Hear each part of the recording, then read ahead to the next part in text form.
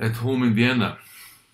In the second half of the 19th century, Vienna was rapidly transformed into one of the largest metropolis and construction sites in Europe. During this period, which lasted from 1840 to the first decades of the 20th century, and is known as a Gründerzeit, founders period, Vienna's population grew up from 400,000 to over 2.2 million citizens, mostly as a result of the people moving from provinces to the city.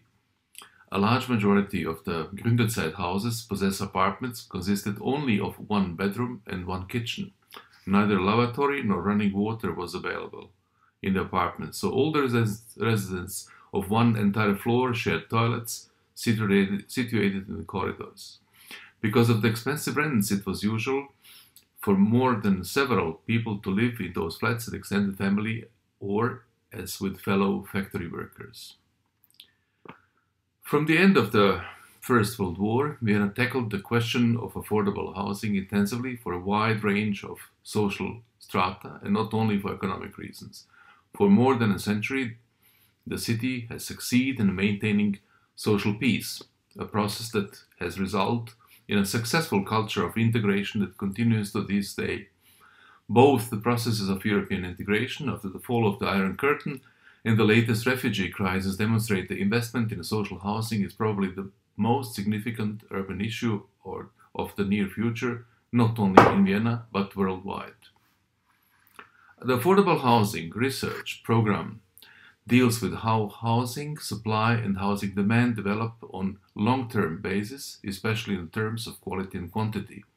From the beginning, the projects were designed not only to find a solution to reduce the housing shortage, but to respond to complexity of the Viennese housing policy and foster social integration. In 1918, around 90,000 Viennese were homeless. Small farmers, settlers, started to build homes to be able to live on their land.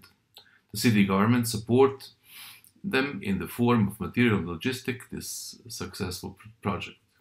As members of cooperative settlers committed themselves to work on the construction site and workshops for bricks and window production for a certain number of hours. Architects like Adolf Loos, who was also chief architect of the City Settlements Commission, and Josef Rank made an important cultural contribution to ensuring the success and quality of these quartiers.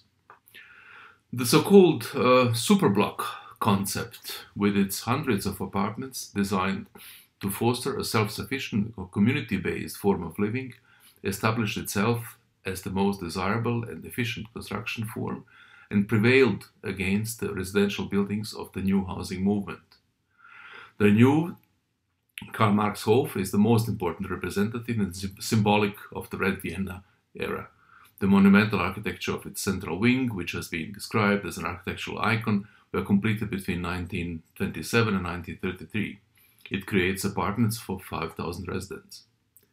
The estate also contained 2 central laundry units, 2 bathhouses, 2 kindergartens, maternity care center, children's clinic, pharmacy, post office, multiple medical practices, coffee houses, and 25 shops. It is still seen as a monument to emancipation of the working class and women in particular. From the start, tenants were chosen on the basis of the social classification system, and apartments were allocated according to the internal points system that favored families and low-income citizens.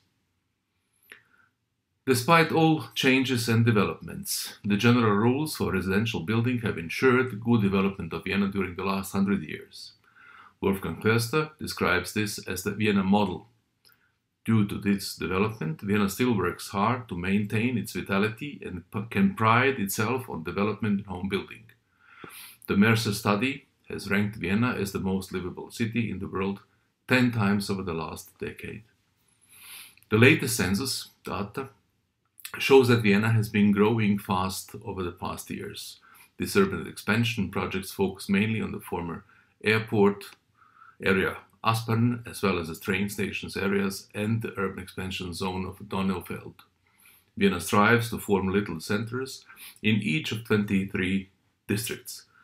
Well-known Mariahilferstrasse is the longest of these centers and streets and is based on the concept of shared zones, which radically reduced vehicular traffic.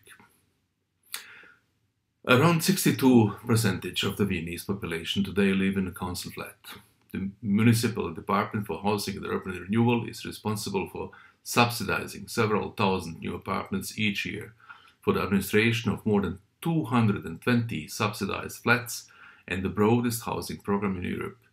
Today, the Viennese housing policy is characterized by a complex structure based on 4 interdisciplinary quality criteria, also called pillars: economic efficiency, ecology, architecture and planning, and social sustainability. The synergy and successful interaction between these 4 criteria are the key to success.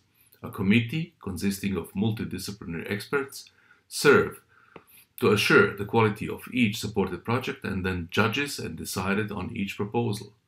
The jury members are architects, but also planners, landscape architects, ecologists, economists, sociologists, and other experts often nominated by independent institutions.